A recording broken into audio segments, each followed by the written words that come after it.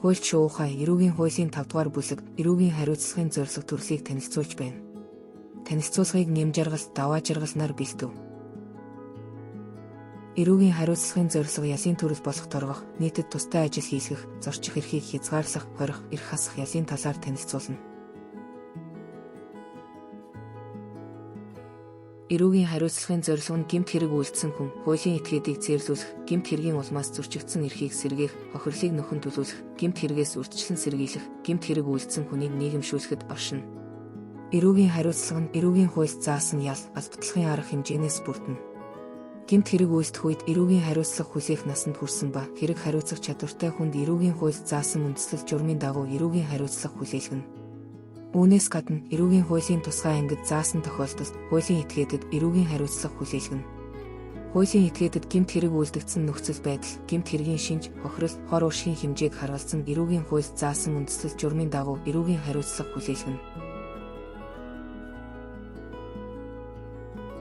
Гэмт хэрэг үйлдсэн хүнд торгох, нийтэд тустай ажил хийсгэх, зорчих эрхийг хязгаарлах, хорих, эрх хасах ял оногдуулна.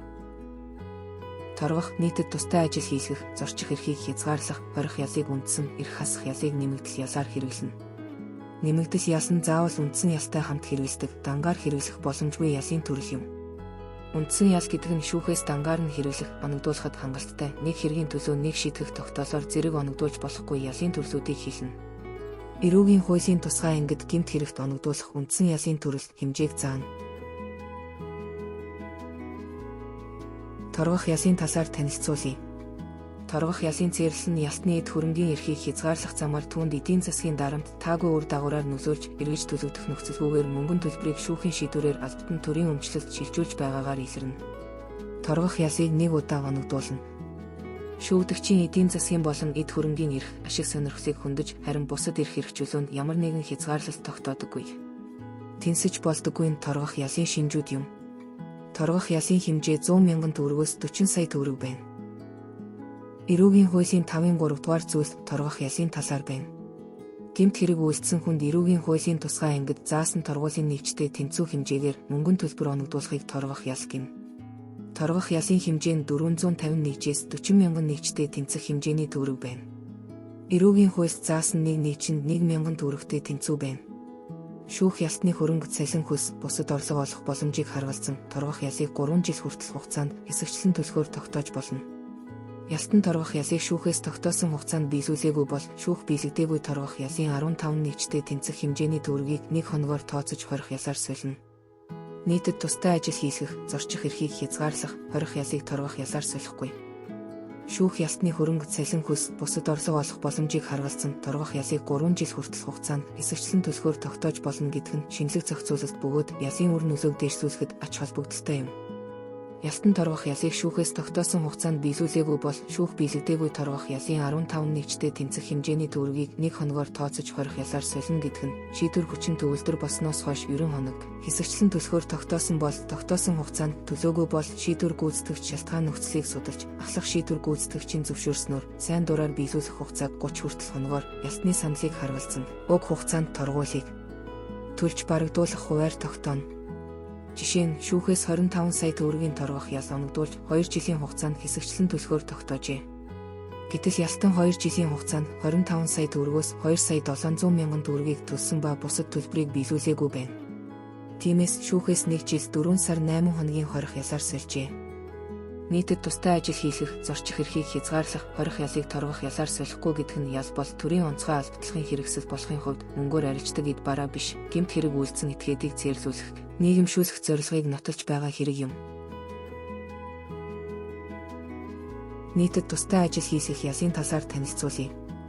Энэ ялын зорилго нь ялтанд гэмт хэрэг үйлдсэний улмаас эрх чөлөөгөө хязгаарлуулсан байдал, бие махбод, сэтгэл санааны дарамт зээрлэлийг ойлгуулж мэдүүлэх, бусдыг хүндэтгэж, хууль ёсны журмыг сахин биелүүлдэг болгон хүмүүжүүлэх, амьдралд хэрэгтэй ажил хөдөлмөрийн даатгалт туршлага эзэмшүүлэх, ялтныг хөдөлмөрөөр хүмүүжүүлэх замаар дахин гэмт хэрэг үйлдэхээс урьдчилан сэргийлэхэд оршино. Нийтэд тустай ажил хийсгэх ялын шинж нь хүний ажил хөдөлмөрөө чөлөөтэй сонгох эрхэд хязгаарлалт тогтоодог. Нийтийн ашиг сонирхолд тустай ажлыг хийсгэж цалин хөлс олгодоггүй.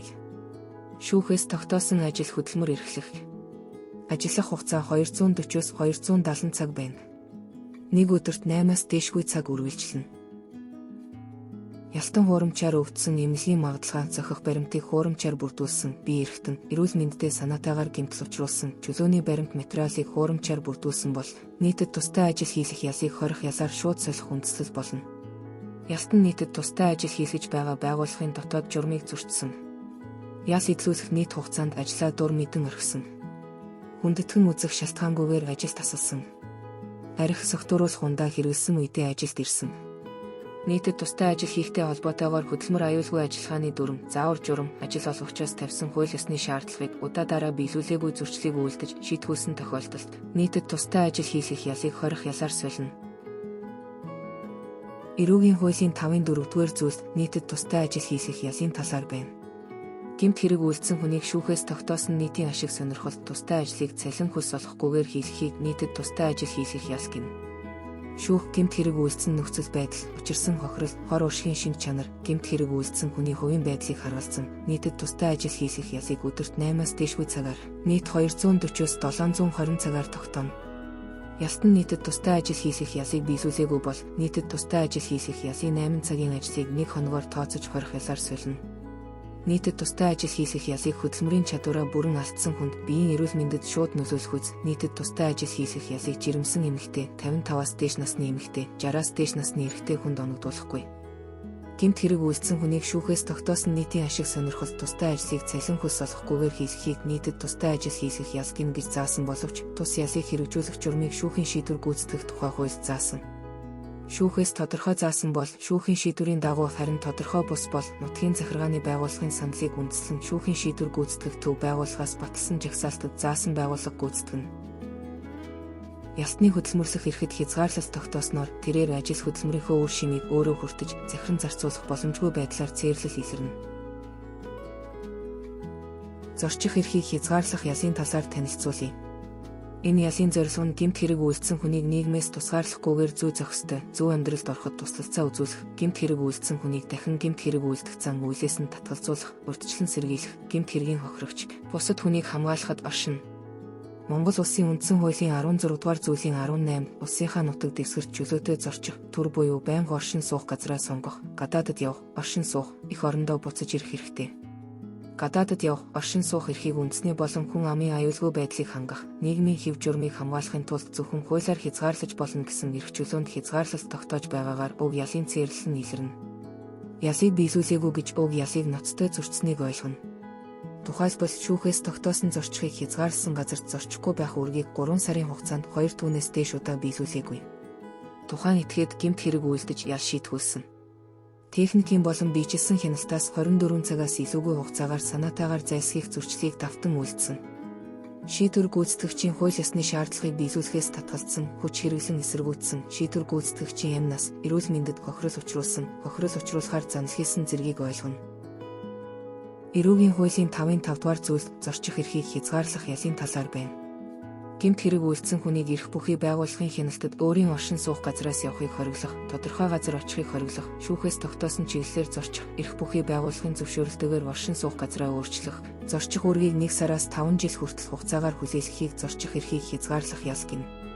Шүүх тухайн гэмт хэрэг үйлдсэн нөхцөл байдал, учирсан хохирол, хор уршигын шинж чанар, гэмт хэрэг үйлдсэн хүний хувийн байдлыг харуулсан, ястныг бусдад аюул учруулах эрсдэлтэй гэж үзвэл тодорхой хүнтэй, бусдтай харилцахыг хориглож болно. Ястан зорчих эрхийг хязгаарлах ясыг биелүүлээгүй бол ясны зорчих эрхийг хязгаарлах ясын эдлээгүй үлдсэн хугацааны 1 хоногийг хорих ясын 1 хоногоор тооцож хорих ясаар солино.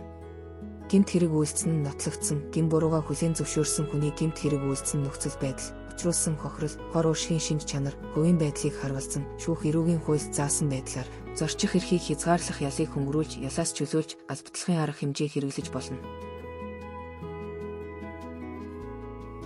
Хорих ясын талаар танилцуулъя. Хорих ясын зорилго нь гэмт хэрэг үйлдсэн хүнийг цээрлүүлэх, гэмт хэргийн улмаас зөрчигдсөн эрхийг сэргээх, хохирлыг нөхөн төлөвлөх, гэмт хэрэгээс урьдчилан сэргийлэх, гэмт хэрэг үйлдсэн хүнийг нийгэмшүүлэхэд оршино. Цээрлэл нь ясны чөлөөтэй зорчин явах эрхийг шууд хязгаарлан, олон нийтээс тусад нь хорих байгууллагад байлгаж байгаатай холбогдно, тодорхой эрхээс бусад иргэний эрхийг хасах буюу хязгаарлаж байгаагаар илэрнэ. Хорих яс нь гэмт хэрэг үйлдсэн хүний эрх чөлөөг тодорхой хугацаагаар эсвэл бүх насаар нь хязгаарлаж нээлттэй, эсвэл хаалттай хорих байгууллагад байлгаж буй ясын хамгийн хүнд хэлбэр мөн. Хорих ясын онцлог шинж нь Нийгмээс тусгаарлаж зорчих эрхийг хязгаарлана. Харьцан буй удаан хугацаанд хэрэгждэг. Тодорхой дэглэм бүхий хорих байгуулахад ял идэлүүлдэг.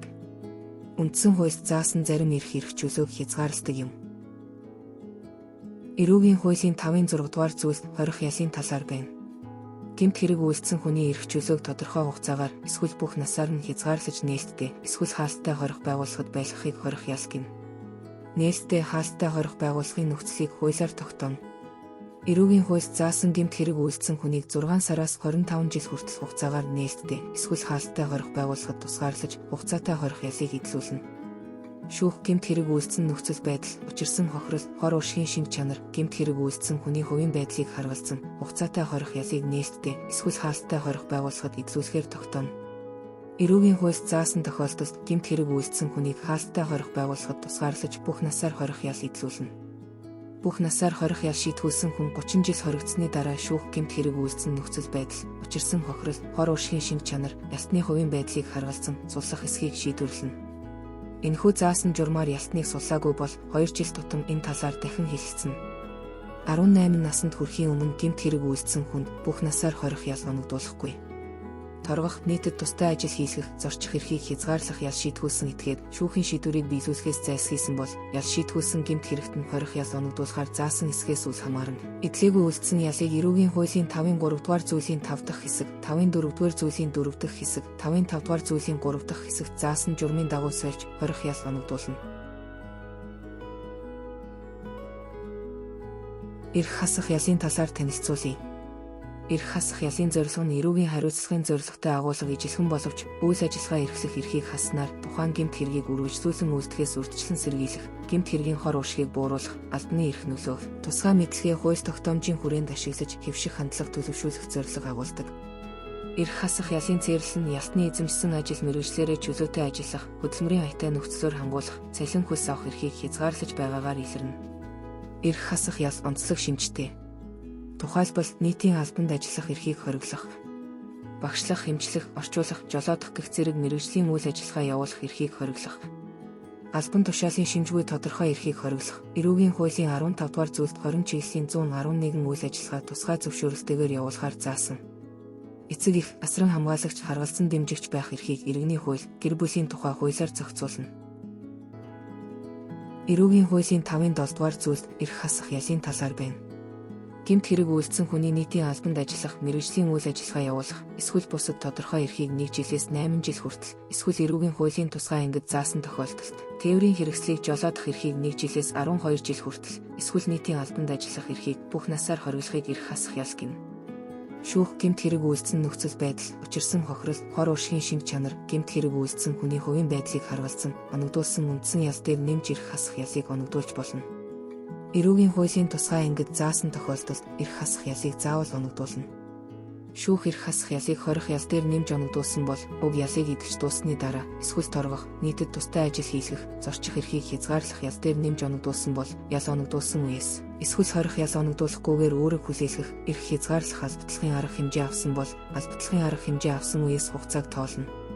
Гэмт хэрэг үйлдсэн нөхцөл байдал, учирсан хохирол, хор уршигын шинж чанар, гэмт хэрэг үйлдсэн хүний хувийн байдлыг харгалзан шүүх эрүүгийн хуулийн 12 дугаар бүлэгт заасан гэмт хэргийг хүүхдийн эсрэг, эсвэл 16 дугаар бүлэгт заасан гэмт хэргийг үйлдсэн эцэг их, асран хамгаалагч, харгалзан дэмжигчид оногдуулсан үндсэн ял дээр нэмж эрх хасах ялыг оногдуулж болно. Хуульч шуухай эрүүгийн хуулийн 5 дугаар бүлэг эрүүгийн хариуцлагын зорилго төслийг танилцууллаа. Хуульч шуухайтай хамт эрүүгийн эрх зүй судлаарай. Хамтдаа хөгжицгөөе.